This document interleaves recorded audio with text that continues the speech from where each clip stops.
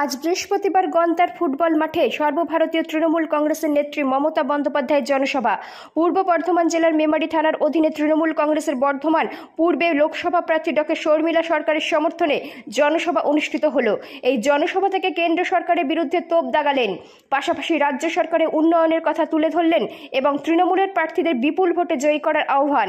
এই মঞ্চে উপস্থিত ছিলেন বর্ধমান পূর্বের লোকসভা প্রার্থী ডক্টর শর্মিলা সরকার, জেলা সভাপতি তথা কাটোয়ার বিধায়ক রবীন্দ্র চট্টোপাধ্যায়, মন্ত্রী সিদ্দিকুল্লাহ চৌধুরী, মন্ত্রী স্বপন দেবনাথ, মেমারি বিধায়ক মধুসূদন ভট্টাচার্য, মেমরি ব্লক সভাপতি নিত্যানন্দ ব্যানার্জি সহ দলীয় নেতৃত্ব ও কর্মীবৃন্দ। বিকেলে সিরিয়াল দেখবেন ওনার ছবি,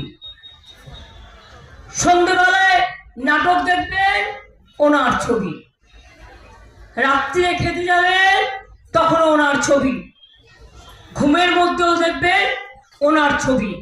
আজকে উঠবেন, সবাইকে বলছে মাছ খাও কেন? মাছ খাওয়া বন্ধ, মাংস খাবে না, ডিম খাবে না। মধ্যপ্রদেশে বন্ধ, বিজেপি সরকার এসে করে দিয়েছে। রাজস্থানে বন্ধ, উত্তরপ্রদেশে বন্ধ। উপোস তো আমাদের মেয়েরাও করে, নীল ষষ্ঠী করে না, শীতলা ষষ্ঠী করে না, তাদের নানা রকম পরব আছে, আমরা করি না। আমরা আমাদের সব পরবেই নিয়ম মতো করি। কোথাও মা কালীকে ভোগের পায়েস দেওয়া হয়, ভেজ দেওয়া হয়, কোথাও নন ভেজ দেওয়া হয়। এক একটা জাতির, এক একটা ধর্মের এক একটা ঐতিহ্য আছে।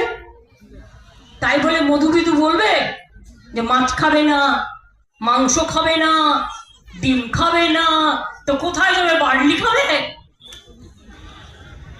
জিজ্ঞেস করুন, বার্লি খাবে না কলা পাতা খাবে না মাথার ছাতা খাবে?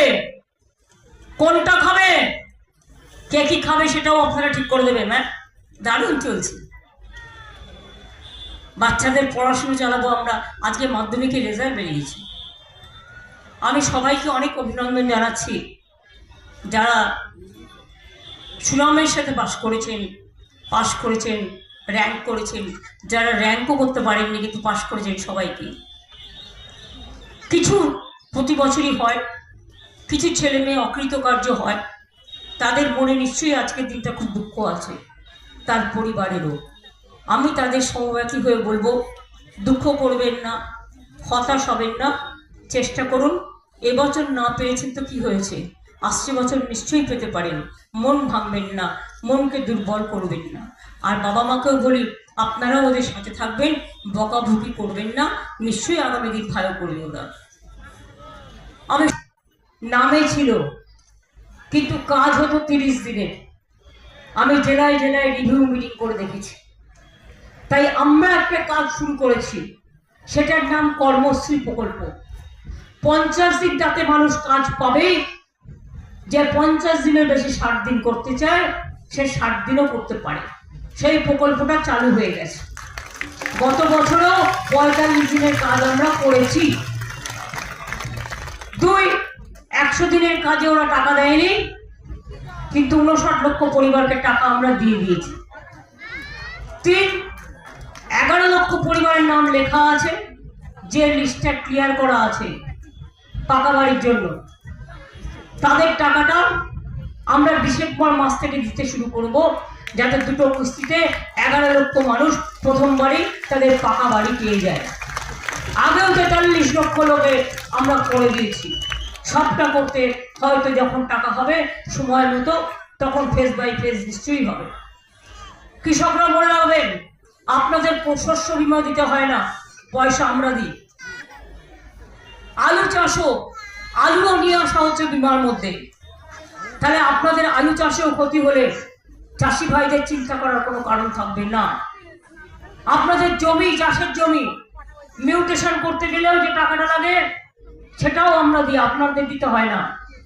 এইভাবে একদিকে আমার মেয়েরা গড়ে উঠছে কন্যাশ্রী, কেউ শিক্ষাশ্রী, কেউ সবুজশ্রী, কেউ সবুজ সাথী, কেউ শিশু সাথী, কেউ সাইকেল, কেউ স্মার্টফোন, কেউ রূপশ্রী, কেউ সমব্যথী, সংখ্যালঘুদের জন্য ঐক্যশ্রী। 4 কোটি ছেলে মেয়েদের দেওয়া হয়েছে। তপশিলীদের জন্য তপশিলী বন্ধু এবং শিক্ষাশ্রী স্কলারশিপ, আশ্রমিকদের জন্য যারা হস্টেলে থাকে আদিবাসী ভাই বোনেরা তাদের কিন্তু 1800 টাকা করে মাসে দেওয়া হয়। শিক্ষাশ্রী স্কলারশিপ ছাড়াও ওবিসি ও সংখ্যালঘুদের জন্য তাদেরও যারা আশ্রমিক তারাও কিন্তু 10,000 টাকা করে পান। সুতরাং এমন কোনো জায়গা নেই যেখানে কোনো ফাঁক ফোকর আছে। এমনকি একটা সামাজিক সুরক্ষা প্রকল্প আছে, যে ঘরে কাজ করেন, যে বিড়ি তৈরি করেন, যে টোটো চালান, যে অটো চালান, যে দোকানদার, তার হয়তো ভবিষ্যৎ কিছু নেই, তারা মনে করেন, তা নয়, আছে। সামাজিক সুরক্ষাতেও আমাদের 1.5 কোটি মানুষ নাম লিখিয়েছে। আপনাদের কিচ্ছু দিতে হবে না, টাকাটা আমরা দিই। কিন্তু তাদের যদি কোনো অসুবিধে হয় তাহলে তারা তার মেয়ের বিয়ে থেকে শুরু করে, তার চিকিৎসা থেকে শুরু করে, তার অক্ষমতা থেকে শুরু করে সব সাহায্যই পাবেন। আর দ্বিতীয়ত স্বাস্থ্যসাথী 5 লক্ষ টাকা করে আপনারা তো পান তো, স্বাস্থ্যসাথী 9 কোটি পরিবার পায়। পরিযায়ী শ্রমিকদের জন্য ওদের এসে ভোটটা দিতে বলবেন। যারা বাইরে থাকে তাদের আমি আলাদা একটা করে স্বাস্থ্যসাথী কার্ড দেবো, যাতে তারা যেখানে থাকে সেখানে যাতে চিকিৎসার অভাবে তাদের দুঃখ পেতে না হয়, তারাও যাতে চিকিৎসা। প্রতিনিধি মৃত্যুঞ্জয় দাসের রিপোর্ট, সুন্দর বাংলা নিউজ।